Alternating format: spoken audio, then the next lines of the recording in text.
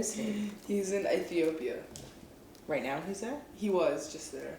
For how long?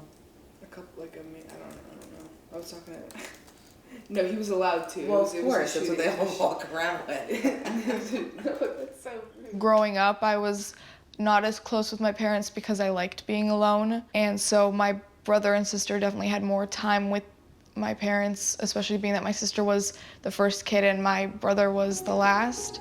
I got into Earth and Planetary Sciences around 11th grade. I'm going to be doing Air Force ROTC, which means that I will be doing Air Force training during college. And how did you settle on the Air Force instead of Army or Navy or? I think it was just the one that I gravitated towards the most, being that I'm interested in space and therefore aerospace and the idea of flight. My favorite planet is probably Jupiter. In recent years, they've been doing a lot of studies on their weather patterns because it is a gas planet. I think it's insanely beautiful and very chaotic. Backup planet. Backup planet.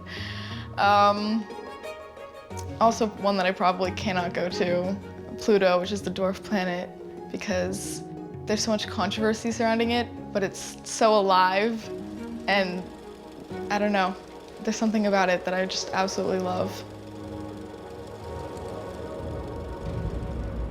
I think Sublime is one of the best examples would be outer space, because it is beautiful and it is unknown, and it is kind of terrifying in that sense.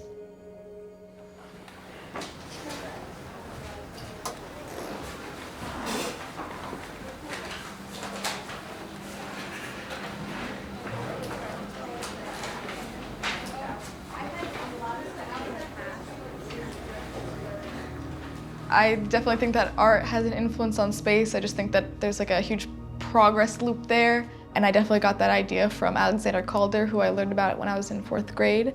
Calder was making art during the space race. A lot of his mobiles are very eerie and they float and they move at their own pace. The greatest moment in my life doesn't exist yet. I don't think it does because there's just so much more that I have to do. I don't see family and relationships getting in the way of that. I hope that everyone that is involved in my life understands my passion and supports whatever I would choose to do. Our imagination is allowed to be free because there are not that many restraints on our understanding of space. The more we learn, it only allows us to dream even bigger and imagine even more. Leaving the atmosphere of Earth would be unearthly. It wouldn't be something that I would probably be able to put into words.